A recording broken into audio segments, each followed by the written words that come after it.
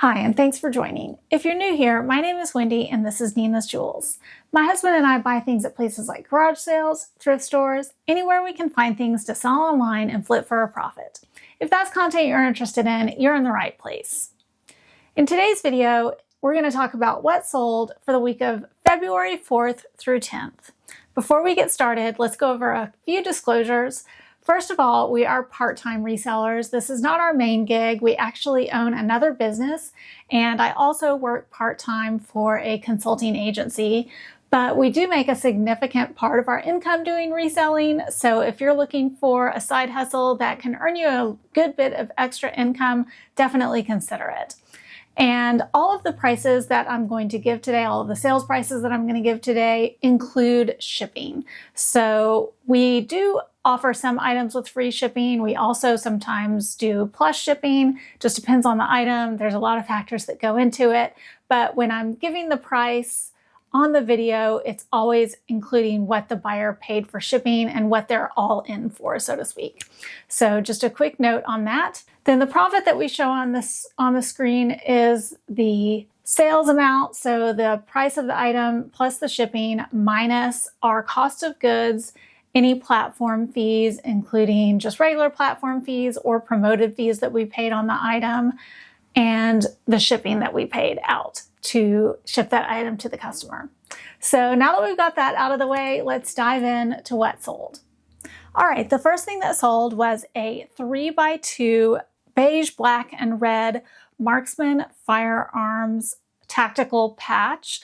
We got this at an estate sale in just a big Ziploc bag full of different mostly military style patches and things like that. And we've sold, I think this might have been the last one to sell. We paid 27 cents for this item and it sold for $7.18. We actually saved quite a bit of money on, definitely increased our profit on, because we were able to ship it using the eBay standard envelope. And that is when you just ship something in a regular envelope. I mean, you can use a number 10 envelope if you want to, but we actually have branded Nina's Jewels envelopes that we use since we do send out a lot of trading cards and things like that. And I will include the qualifications for an eBay standard envelope per eBay rules up here on the screen so you guys can see what they are regarding size and weight. It's up to 3 ounces. But the main thing that we usually look out for when we're considering whether or not we can send something through an eBay standard envelope is the thickness of the item. It has to be 1/4 of an inch thick or less once it's in the envelope and all packed up, so that it can go through the USPS machinery, just like a regular old standard envelope. And if it meets all of those qualifications, you can ship it for the price of a regular stamp. So like a 1 ounce item would ship for the price of 1 stamp, and 2 ounce and so on, and you understand what I'm saying. So you can save a lot of money that way if you have something thin, like a sticker or something that you would have previously shipped in a package, in a USPS package.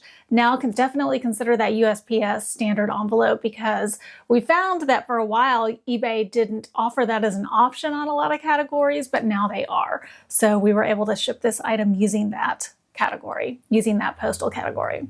Okay, next up was an antique 1885 Legend of Jubal poetry book by George Eliot. We found this at an estate sale for just $1. It was quite a long time ago. I think we've had it for about 2 years, but it sold for $97.99. So a good bit of profit on that one, and definitely worth the wait.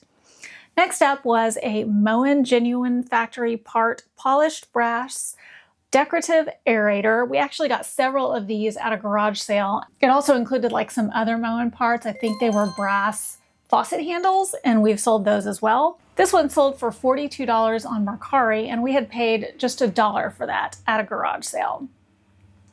Next up was a lot of 10 artificial decorative pears. We got these at an estate sale for $1. And remember last week on the What Sold when I told you this was going to be the last one that we sold with free shipping? Okay, I totally lied again. This is now the last one that accidentally sold with free shipping. But the reason why I forgot about this one is because it wasn't that big of a deal, because we ended up making profit on it. Those pears were super light. They were made out of foam. They didn't have any weight, but I did intend to include shipping on these. It got defaulted back to free shipping somehow.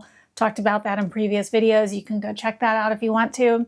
But we ended up selling these for $9.99, and we still made a profit on this. So I really have no regrets about this one because it might not have sold with plus shipping, and we still made a profit on it, and it was destined for the garage sale anyway. So I'm happy that we got it out the door and made a profit, and we don't have to deal with it at the garage sale.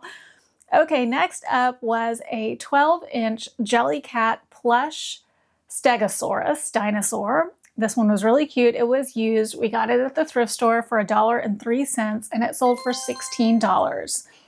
And that's kind of low for Jellycats. Some Jellycats can sell for a lot more, so do be on the lookout for them. Some of them are quite valuable. Next up was a women's bathing suit. It was like an Amazon brand bathing suit. It had one of those really weird names. This one was called Be Too Pretty, but pretty was spelled incorrectly. But it was a super cute bathing suit. It was a plunge style halter one-piece bathing suit, and we got that out of a storage unit for 28 cents. It sold for $15 even on best offer. Next up was two 3D Ringling Brothers clown mugs, and they had like a 3D design all over them. They were really cool looking mugs, and Kevin picked those up at the thrift store for $2.06. And we did think they were really cool, but what we found with Ringling Brothers stuff is that it is just oversaturated and usually does not sell very, very well or very fast, and that was true for these as well. They did sell after we did Into Item and Sell Similar and lowered the price a bit. They sold for $19.99.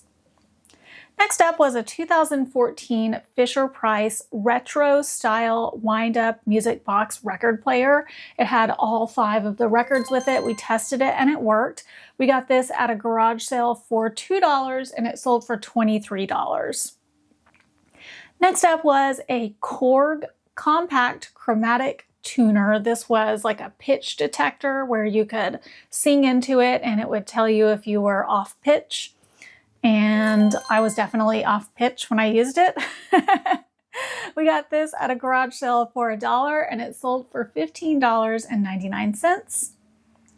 Next up was a 2014 Starbucks Global Series France Espresso mug. So this was like one of those teeny tiny little espresso cups.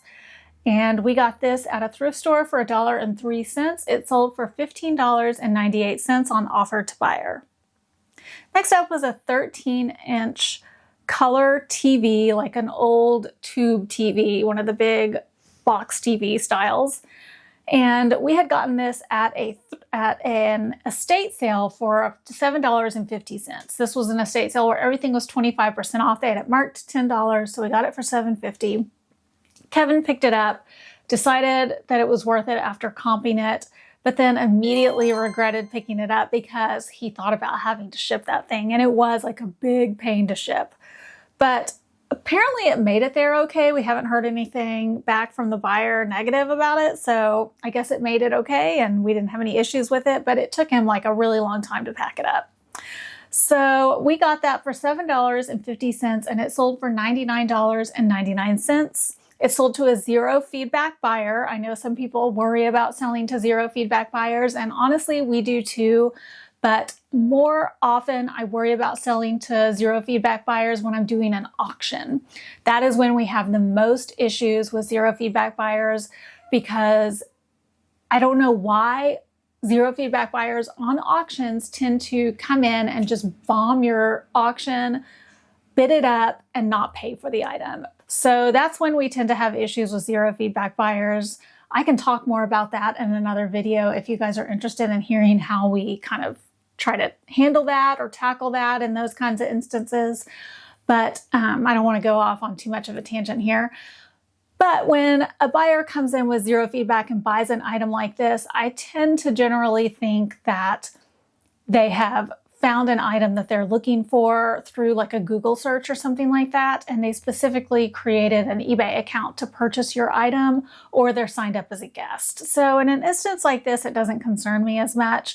It's on auctions where I have really had issues with zero feedback buyers. So let me know in the comments below if that is something you want me to talk about more, what we've done when we have had zero feedback buyers bid up our auctions. in the past and how we have tried to kind of ward off having issues with that.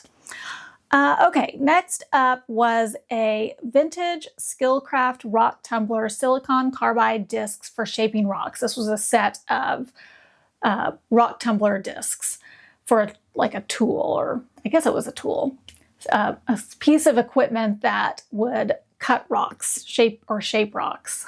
I clearly know what this item is, obviously. I just list what's on the package, people. So anyway, this we got when we were shopping with Cha-Ching King when we went down to visit him on our way down to our vacation. So Kevin had picked this up at an antique store. We paid just $1 for it, and it sold for $19.98.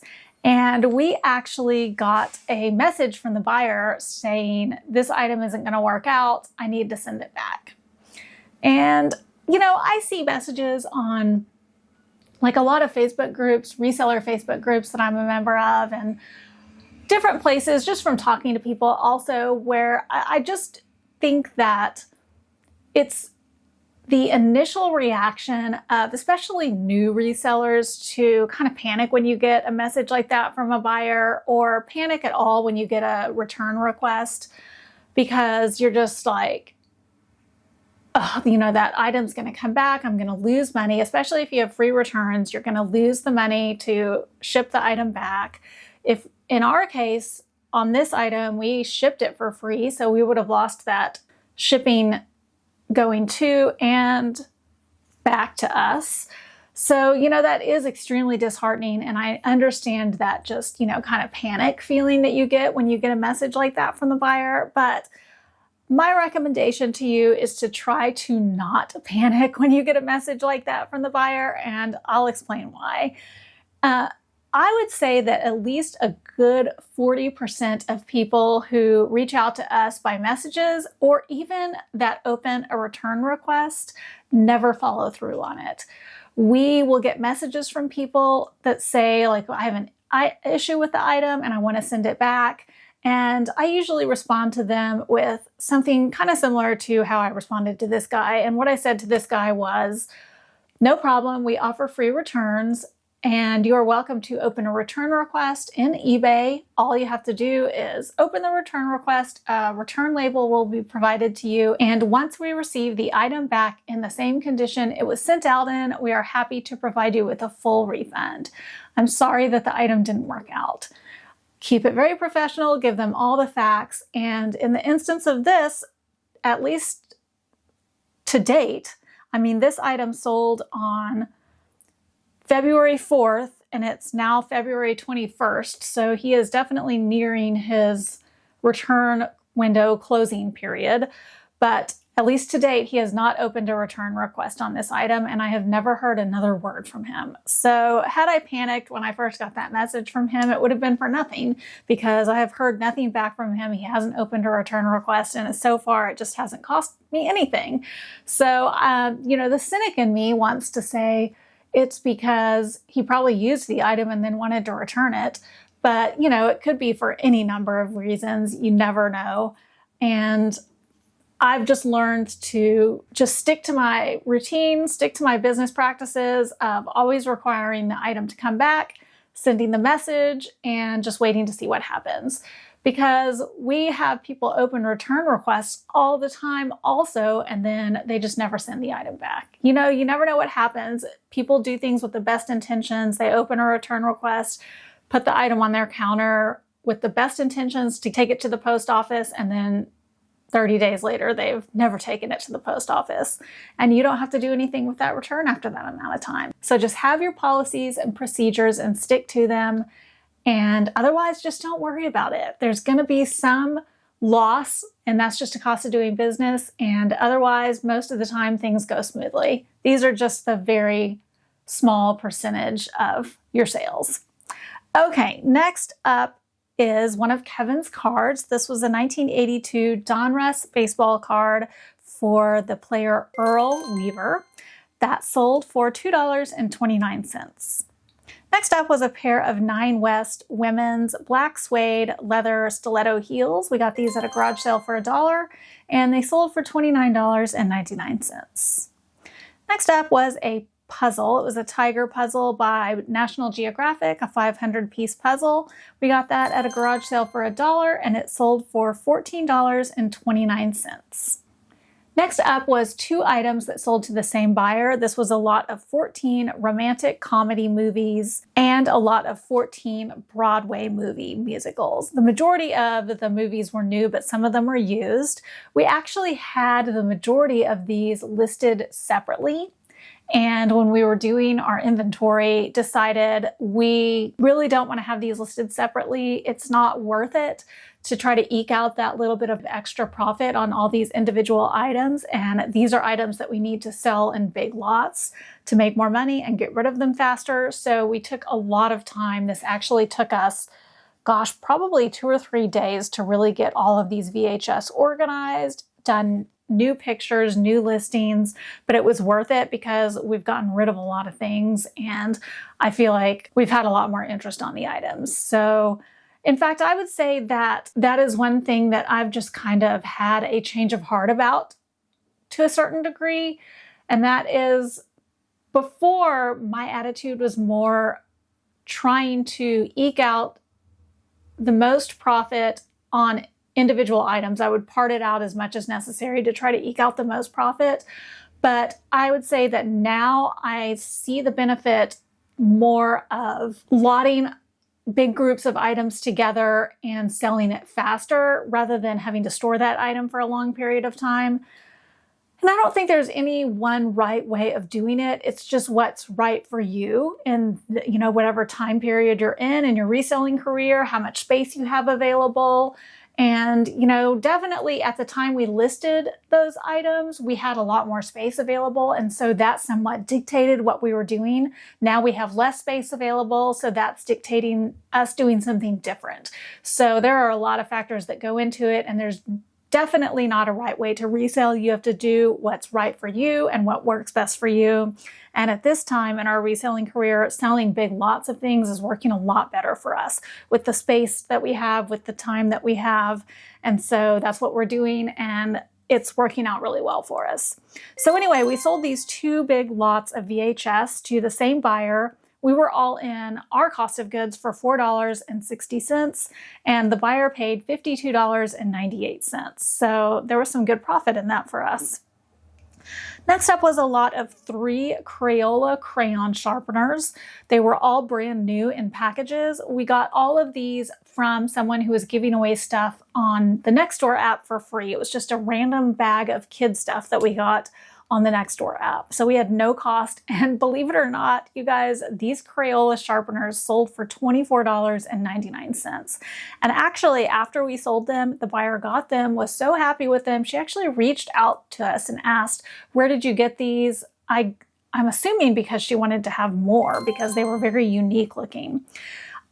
That was one of the reasons why I had priced them so high, is because they were unlike any other Crayola sharpeners I could find. And so I did price them a little bit higher than other ones.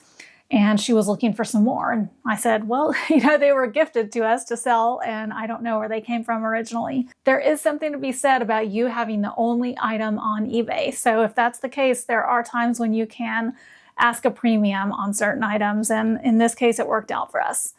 Okay, next up was a vintage 8x6 hardcover bound recipe book. And it had like blank pages for you to write your recipes in. It did have a flaw in it. The very last page inside the book had a tear in it, so we did disclose that. We got this at the thrift store for 51 cents and it sold for $35 even. And that was a best offer. Next up was a lot of 4 Purina wall signs. They were metal wall signs. We got these gifted to us to sell by a family member, so we had no cost, and they sold for $29.98 on offer to buyer. Next up was a lot of 2 Disney Cruise Line winter sashes. And they did have, I think, some staining or discoloration on them. So I did have read in the title. We got these at a thrift store. We got these in that super random bag of lanyards and ribbon and stuff like that. And that bag has paid off. We paid 22 cents for these, and these sold for $12 even. Next up was a Memorex CD and DVD label maker. It was new in the box. This is the second one of these that we have bought and sold. This one we got at a thrift store for $1.62, and it sold for $24.99. Next up was a vintage 1998 tie beanie buddy. This was not a Beanie Baby. This was one of the bigger plush. And this was a kiwi bird, and it was super cute. We picked it up because it was super cute and just because we liked it.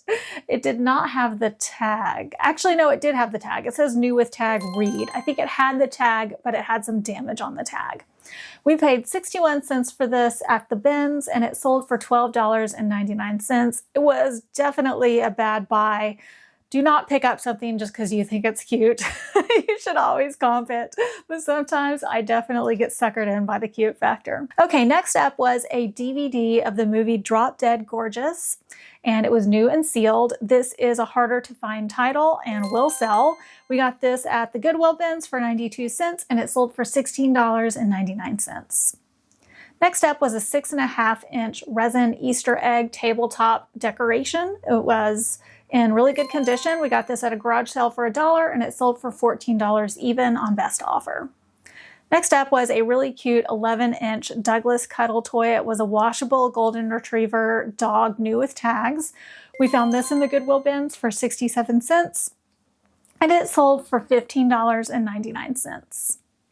Next up was an adult one-size Special Forces embroidered baseball cap. We got this at an estate sale, actually the same estate sale where we got that Marksman firearms patch, that very first thing we sold. We paid $2.71 for this hat, and it sold for $13.98. Next up was a Bandai Gundam model kit. It had the instructions and some parts only, and then obviously we had the box as well. But it was not complete at all. It was just some parts of it. But these Bandai Gundam sets, model kits, can be very valuable. So I just decided, I was like, you know what? I'm just going to give this a shot. I actually decided to buy it at the garage sale just because I knew it might have some value to somebody. We had paid $1 for it at the garage sale. Not that great of a buy. Honestly, I would not pick it up again, but you know, sometimes I just pick stuff up thinking I want to see how this does, just for curiosity's sake. This was one of those kinds of trial and error situations. It only sold for $10 even. I mean, we still made profit on it, but it did have a lot of interest. I mean, a lot of interest, but nobody wanted to pay, you know, enough for us to make a significant profit on it. It was just a few parts and pieces. Okay, next up was a 1983 lot of 2 Mattel Rainbow Bright and Rhett Butler dolls. The Rainbow Bright doll, like the rainbow, I think, the rainbow patch, I think, had fallen off of her dress. There was some issue with the Rainbow Bright doll, and I think that's what it was. And so we did disclose that. That did devalue it somewhat. I had paid up for these at a garage sale, $15. Rainbow Bright dolls can be very valuable if they're in better condition. I'm not sure I realized that she had a flaw on her when I bought her, but these did end up selling for $34.38, so we still made some profit on that. Before we move on, I'm going to announce the winner of our Nina's Jewels t-shirt.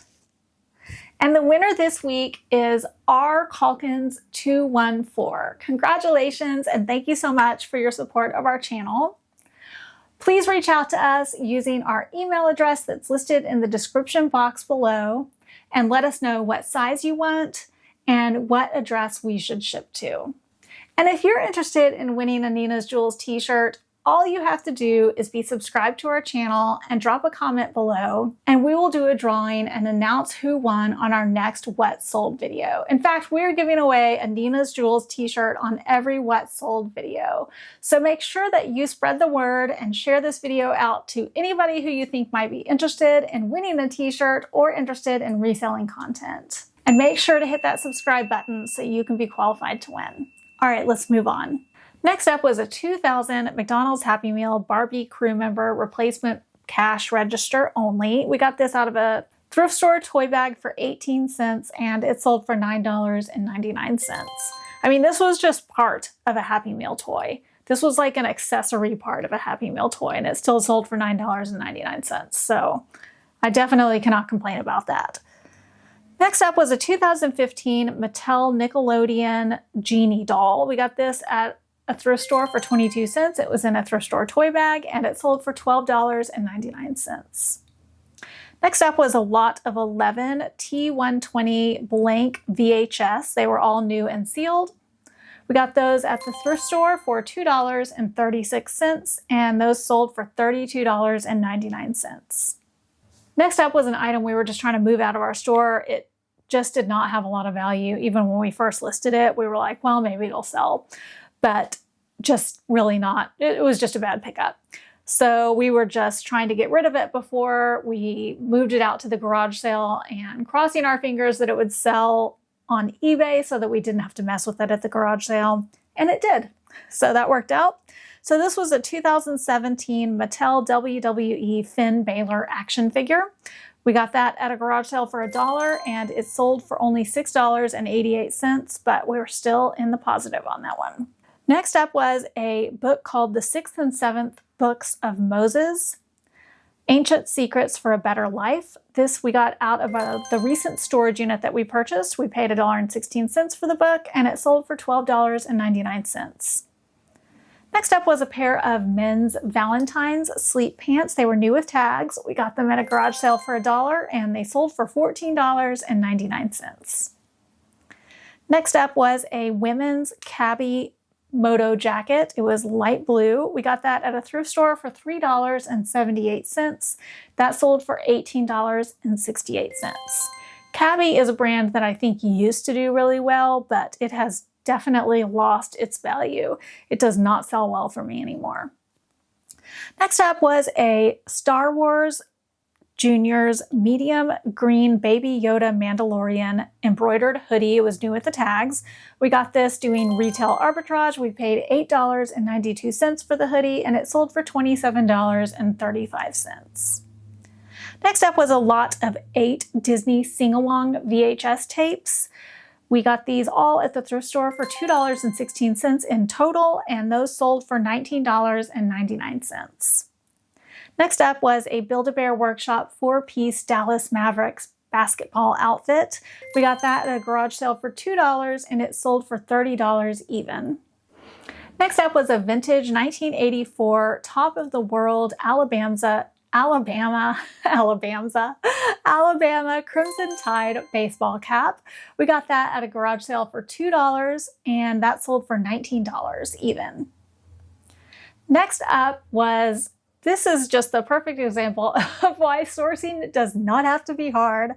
This was a Mason Natural 90 count bottle of 50 milligram peppermint oil tablets. So we had ordered some kind of vitamin. I don't even remember what it was now, but we had ordered it off of Amazon, and they mistakenly sent us this peppermint oil instead.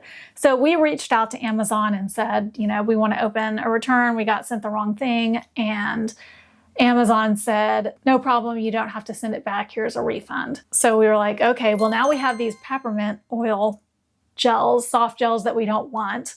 And I was like, and we had no cost on them because we got a full refund. And I was like, well, we're going to resell them.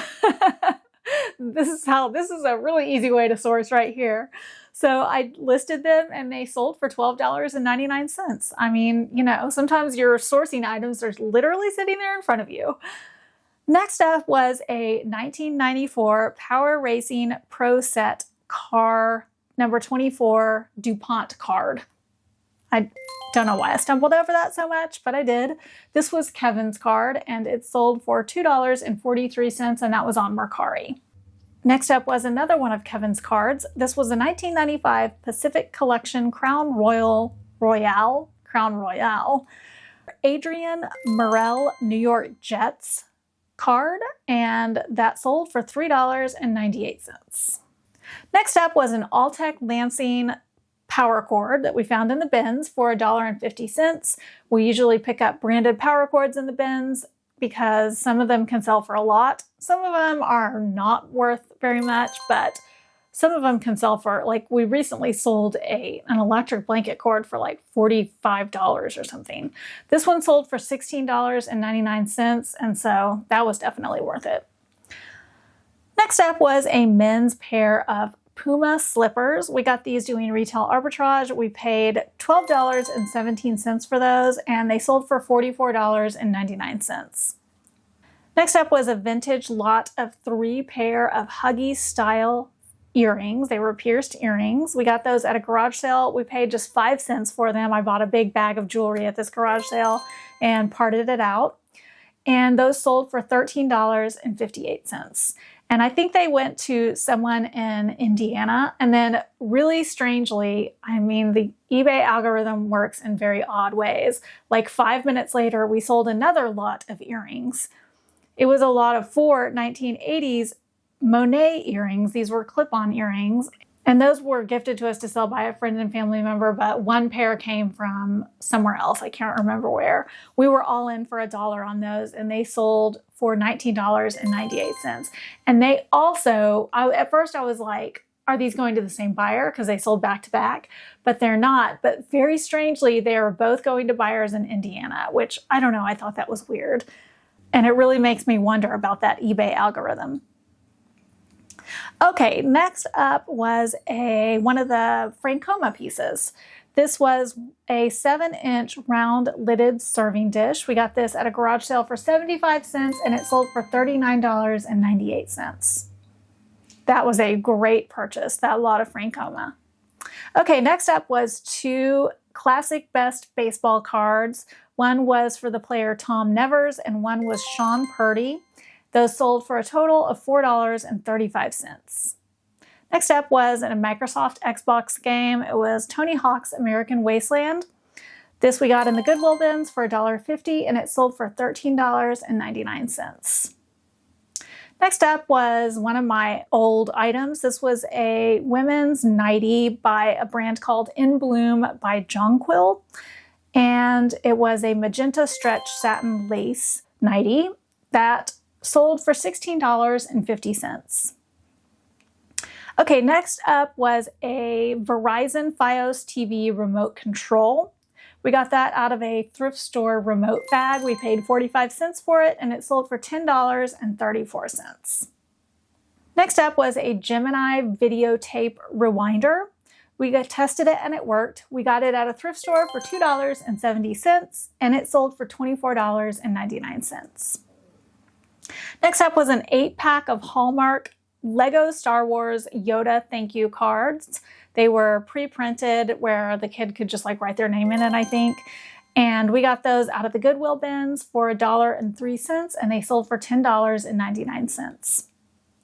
Next up was a Wii Sports disc only. We tested it and it worked. At first we were going to keep it for ourselves, and then we just decided to sell it. We had found this at a church rummage sale for $3.25, and it sold for $29.99. Next up was a 1992 Classic Best Baseball card for the player Sean Purdy. That's 2 Sean Purdy cards. I wonder if those went to the same buyer. I'm actually not sure. That was Kevin's, and it sold for $2.29. And next up was a lot of 2 Teletubbies VHS. I told you we were selling a lot of VHS. These sold for $16.99, and we had paid 76 cents for those at the thrift store. Next up was a vintage 4-piece set of angel button covers. We had gotten these at an estate sale for $3, and they sold for $12.99. Next up was a Samsung digital camcorder. We did not have the battery. We found this in the Goodwill bins, and it sold for $34.38. And last up was an IMAX 3D Blu-ray movie. It was new and sealed. We got this at an estate sale for $1, and it sold for $11.98. So that wraps up everything from this week. As you can see, sales went up, our average sale price went up, so that's good news. And sales are continuing to be pretty good. You know, they're not fantastic. We're still doing our inventory. We are so close to being done. We're not quite finished yet, but I am so happy that we're continuing to sell as much as we are. So let's go over the specifics on the totals. The total number of sales was 60 items. Our average sale price was $21.53. Our sales totaled $1,291.60, and that made for a net profit of $622.10. And that wraps up our video. Don't forget to subscribe and drop a comment below so you won't miss out on winning a Nina's Jewels t-shirt. And please share this video out to anybody else who might be interested in checking out our content or winning a t-shirt. Thanks so much for joining, and we will catch you on the flip side.